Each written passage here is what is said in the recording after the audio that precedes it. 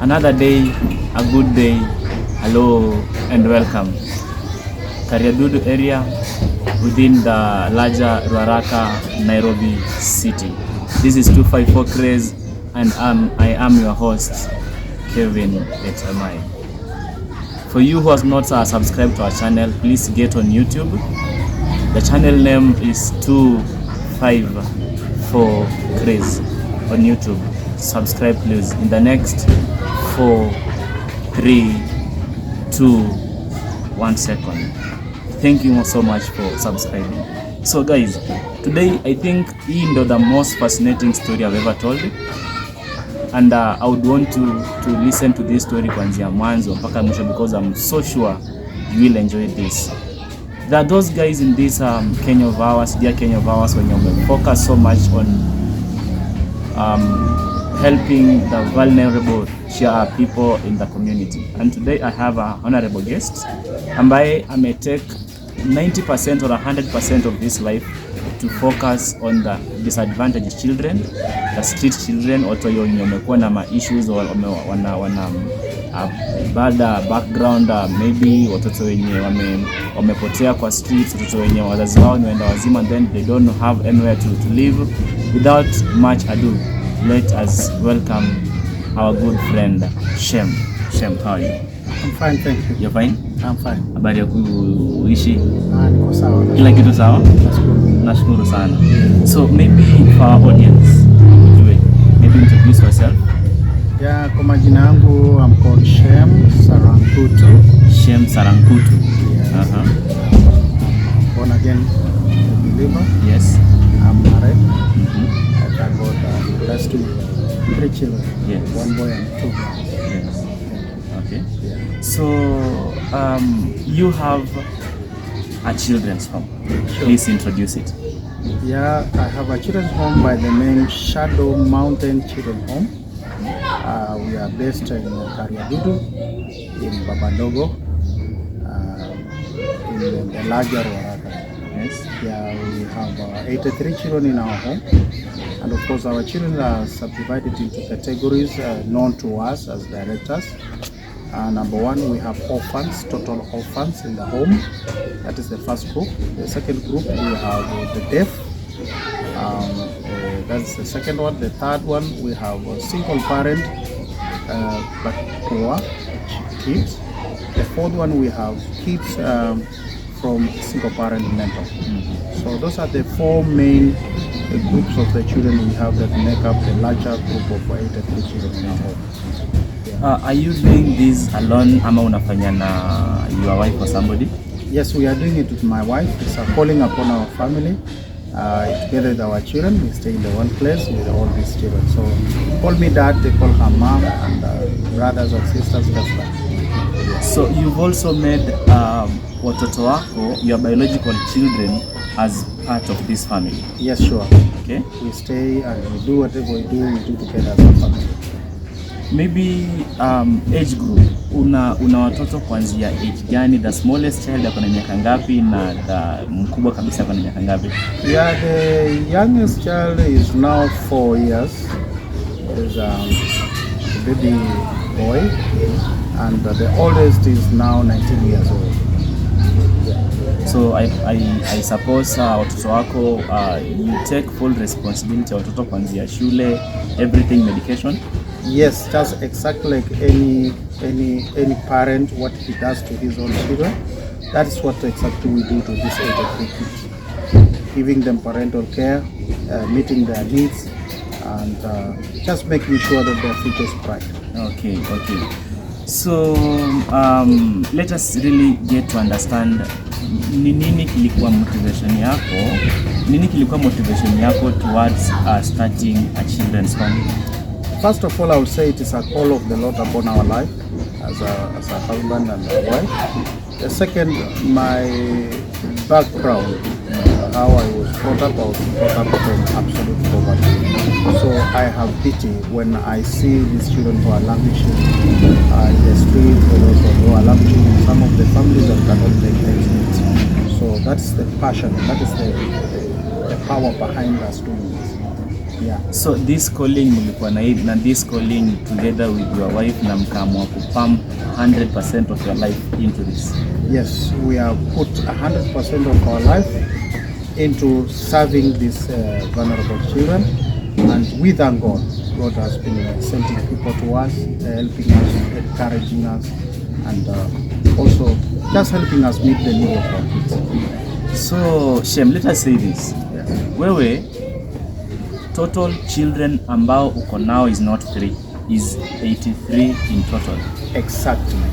So you are a father and she's a mother to 83 children. Perfect. You got it. How are you managing it financially?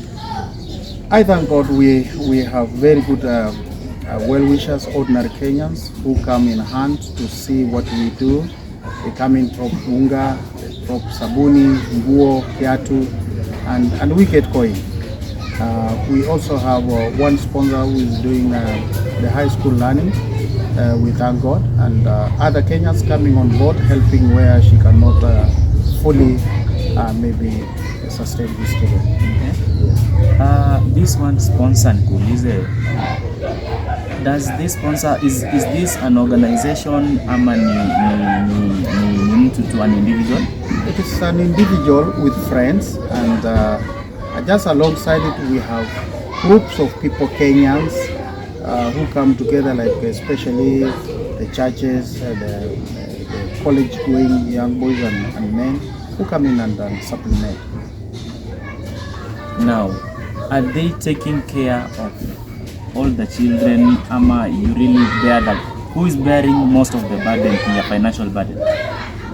Those ones who are bearing the big financial burden is actually ordinary Kenyans. They just give as much as whatever they can have, like paying for the water bills, paying for the school fees. We are, by the way, we are in a rental place paying for the rent, and they solicit and give whatever you can be able to give. At the end of the day, it gets to what we need. Are you telling me this bigger area, rent this area? We are renting this area. Actually, these are 2 plots. And you guys are managing it so well? Yes. Like the first plot with the building where we have the dormitories and the kitchen, that one is 40,000. This empty field where we have also a kitchen garden and some bit of poultry, that is 25,000 Kenyan shillings. 25,000. So our rent is actually 65,000 Kenyan shillings. And you're managing it? We do it. Wow. So are you lauding Kenyans for support ama? I'm telling you, I'm very much humbled by the way Kenyans respond. We thank God for them. With that small, ranging from maybe even 100 shillings to 1,000, I tell you, Kenyans have made this vision to be possible. We thank God. So 100 shillings, 50 shillings inakusaidia kulipa rent 65,000 shillings. That's it. Exactly. Wow. Yes. Now, let us now get kwa hawa watoto, because you have different age groups. Yes. Maybe what is the bigger challenge? What is the bigger challenge that raise these 83 children? Yeah, we have several challenges, but I would say the main big challenge that is on our heart. Any child, any vulnerable child that you want to assist, you think of the future of the child. And in these terms, our children will look at education. The area of education is key. If we can get full support in terms of assuring every child can go to a good school, learn well without being disturbed because of school fees requirements, then that will be possible. We also have some few challenges, as I early mentioned, in the area of paying rent. We are looking forward to see on how we can maybe own this place to reduce the burden of paying rent, and that's what we are appealing to all well-wishers, all Kenyans, with the same style of donating to the school fees and other needs. We can pay in installment on this place for this child. Maybe Shem, it's so important at this point. Unajua, just recognizing somebody mwenye amekuwa amekat na wewe all this long. By the way, for how long have you been doing this? Yeah, since 2014, now we are in 2022, we thank God. 2022, 2014, those are 8 good years. Now, maybe you'd want to recognize some guys. Wale wajamaa wenye wamekuwa na wewe, even kama ni individuals, organizations, just give them a shout out. Wow. Let me start with a young man, Churchill. Churchill has been a mentor with the challenge of the youth. He has been in for us. I thank God for him and his group. I want to thank God even for Ken Afric, like the hall we have. Ken Afric contributed a lot to it. I also want to thank our landlord of this place, especially for giving us that space and being patient when it comes to rent payment. We also have individuals like Dr. Ngeno. I thank God for him. He comes in when these kids need medication. He volunteers and we also thank God for the neighbor. These neighbors have been so kind. By the way, in Karedudu, this is the safest place. This is the safest place to be when people are throwing stones, violent election, and ABCD. We are very safe, protected by our neighbors. We thank God for that. I see. So, Churchill or any other person ambaye you do anything for this Shadow Mountain Children's Home, right? Yeah. Kama kuna mtu yote pale nje mwenye anafanya anything positive towards helping Shem and his wife to manage these children around, thank you so much for what you're doing. Nimetembea around. I'll show you around, maybe for those who have not been around here. You really see what a great job our good friend Shem is doing. So, Shem. Yes, sir. You have children ambao wanaenda shule. You get these children, where do you get these children from? We have several avenues on how we get these children. Number one avenue is through the Kenya Police and the Chief Center. They are very quick to, as you know, a lost child, maybe mistreated child, that kind of thing. We also get these children through the churches. Our churches around, they can recognize a needy family, vulnerable, and that kind of thing. They approach us for help, for admission. We also get these kids from individuals, well-wishers, who recognize in our villages. We have stretched as far as we have children who are Ugandans, we have children who are from Tanzania. You have foreign children here? Yeah. As far as it's a child. And it's only us who know, because of the small history, maybe from the place where we get them. Those are the avenues we get these children. We also go out as individuals, as the owners and the directors of this place, to identify, especially from mental ill parents. We go and do the assessment and seek maybe the chief area's help and the other distant relatives to come in and accept our offer of keeping this child. Now, huyu mtoto unapompokea akiwa mdogo, we look forward to that a time will pass, you mentor this child through the programs mko nayo, but inafika mahali huyu mtoto anakoma, labda he clears the KCPE or the high school, anafika 18. Now huyu mtoto needs to transition from this home pale kwenye amezoea all these securities, and now anafaa kuenda into the outside world, which is so hard. How do you manage this transition? This transition, we call it integration. That is the process. We start it early. We make sure that any distant relative who is still alive, we get introduced to the child, to the person, and the person can keep on visiting the home. Secondly, after the Form 4, we have learned with time that these children are still vulnerable.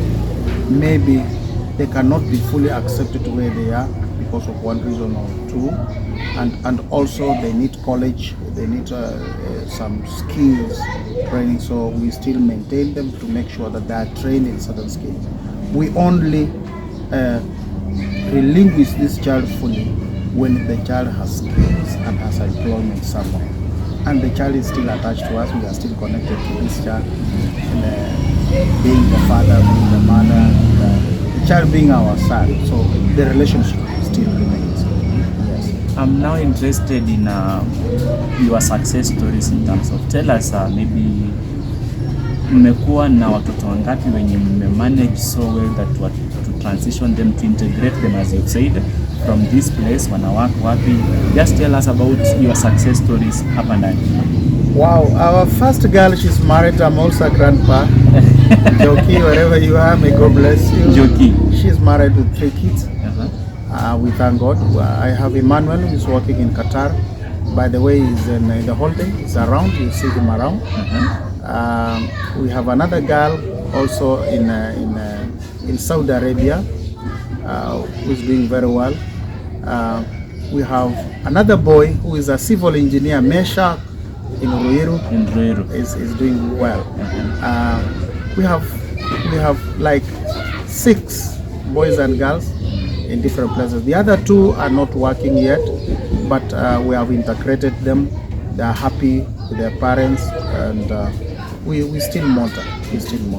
Have you had a case pale penye mtoto umemlinda vizuri, but now as you integrate this person into now the community, that person, either a he or a she, and end up being mistreated, something like that? I'm telling you, this is a sad story. I can tell you for my 2 boys who are now in Form 2. They are both brothers. So they are now total orphans because the father died as a result of HIV, and the mother was still ailing of the same, and then she passed on 2 years back. So I remained with the grandma who passed on again 1 year ago, and this is the story. I thought of sending the boys to show their final respect to the grandma.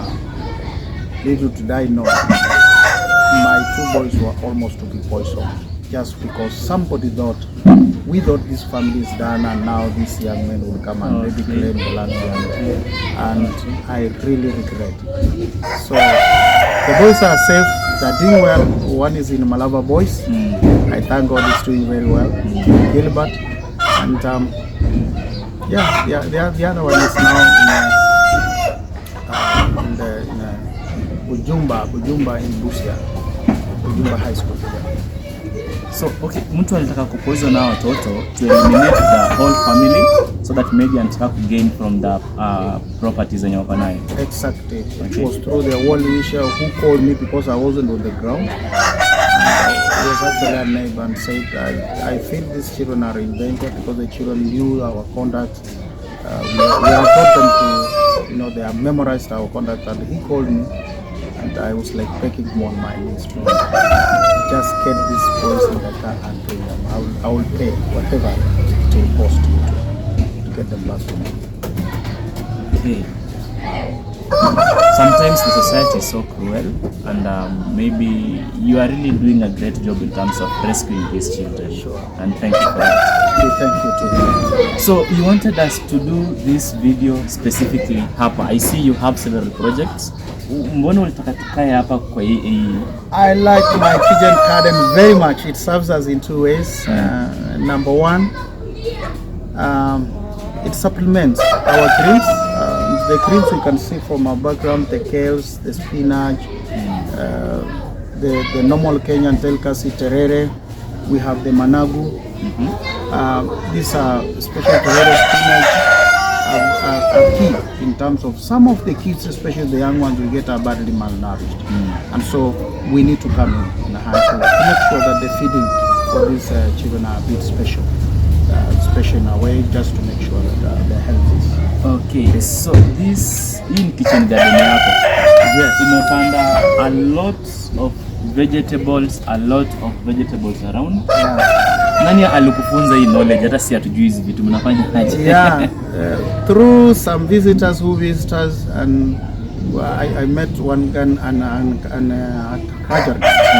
So he taught us of this because of the small space we have. You can see the pyramid style with the PVC. He taught us. Actually, he taught me. I've taught my children, and there are those children who are passionate in the agricultural field. So they are very key. Those ones, especially in high school, once they land the first day, they are in the garden here. So it serves us to give us veggies, at the same time children learn on the modern technology of farming. The same with poultry. Yes. You can hear the noise of my cocks around.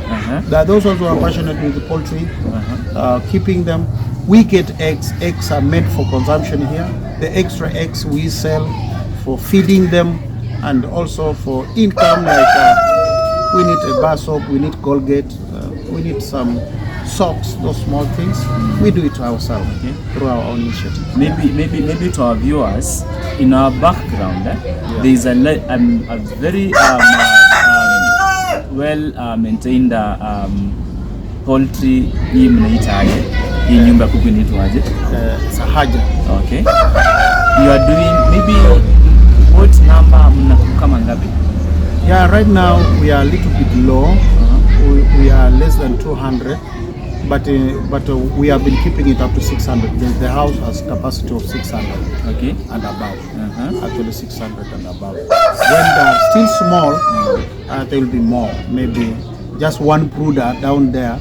It will accommodate around 500. And then we distribute them as by the age. So you guys use this project as a way of supplementing what maybe the outside world in our party. Exactly. We supplement on what other people give us, and at the same time it gives us an opportunity to learn. It is a learning project that our children learn on. We have those ones who have now graduated, they are called managers. They manage them.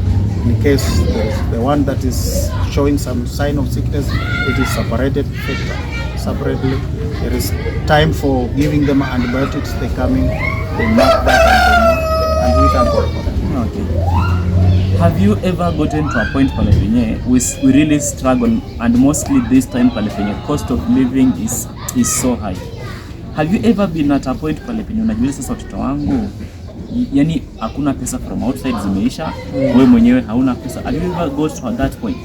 Yes, several times, especially the latest one I'll tell you is through this COVID issue. So most well-wishers who visit us with some donation could not come, and it sharpens some of these challenges. Sharpen. We thought of food security as a first thing in the home, so we appeal again to well-wishers to donate, and we hire land. After hiring land, we just plant simple food stuff. These are made, we harvest and bring it back in the home here. So it was a very tough challenge for us. No one could stay in the home.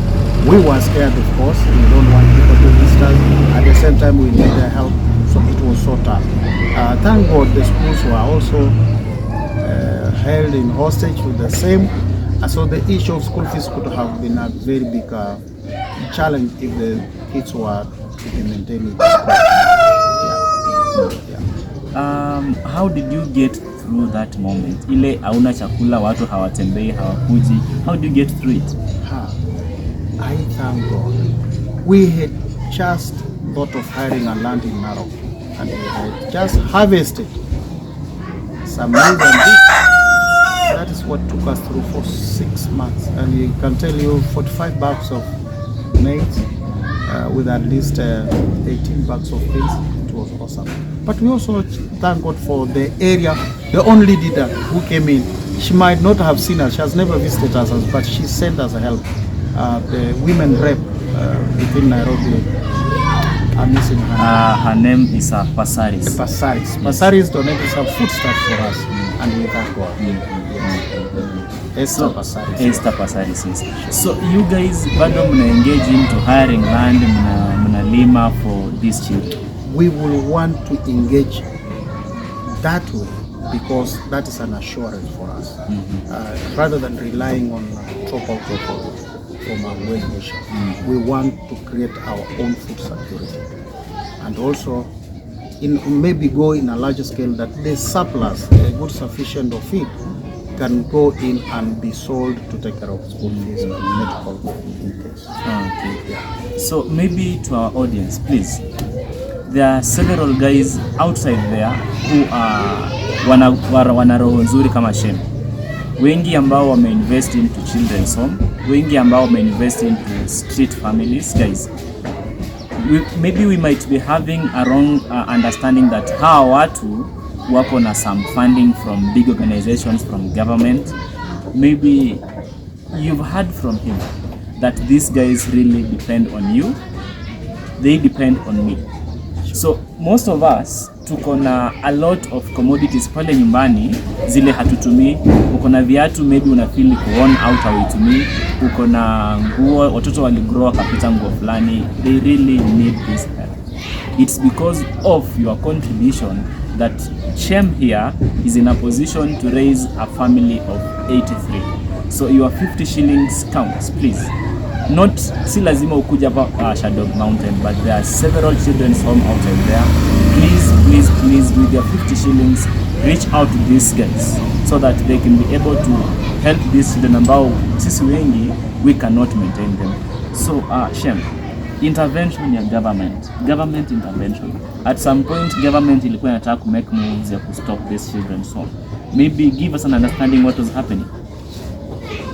Yeah, they had their own reason as why they wanted to do away with the children's home. Thank God they realized, I think we are doing a noble work on this. We just appeal, and we appeal that not all of us who are helping these kids are preying on them.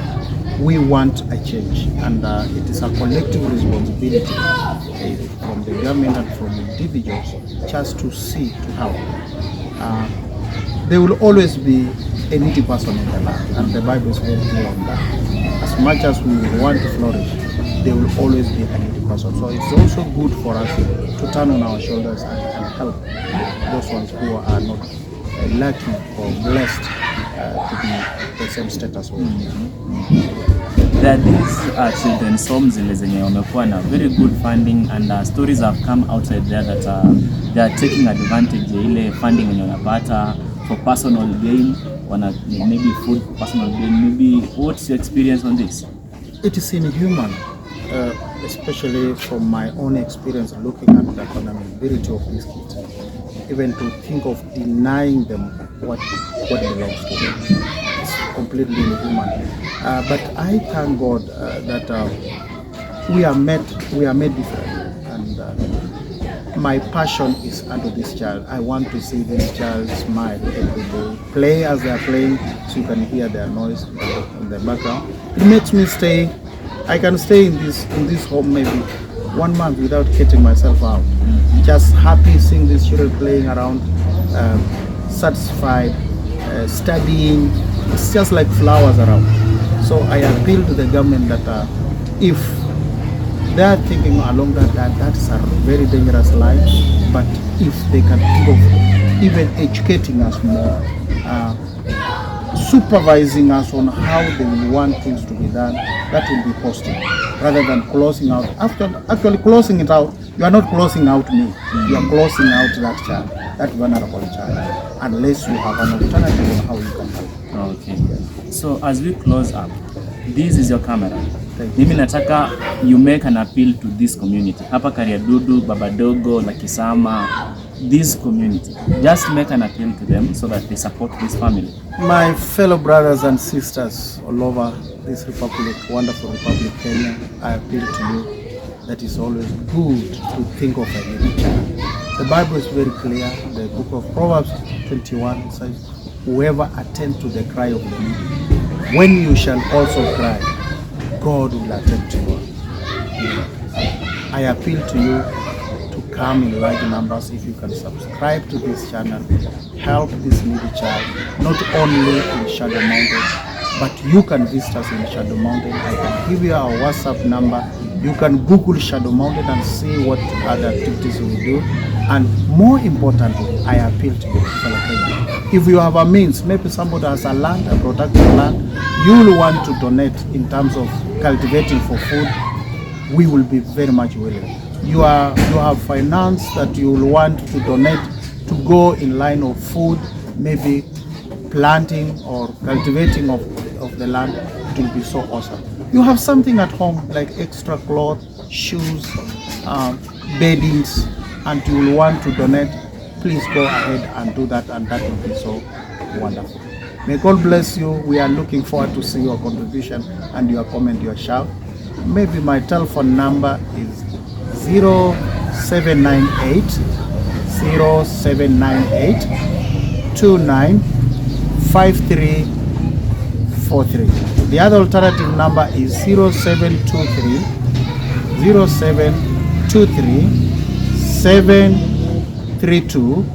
732 604, and that one is directly for Shadow Mountain. You can Google Shadow Mountain and you will see us. You will see our wonderful kids playing in the background, and you can just shout for us there. May God bless you.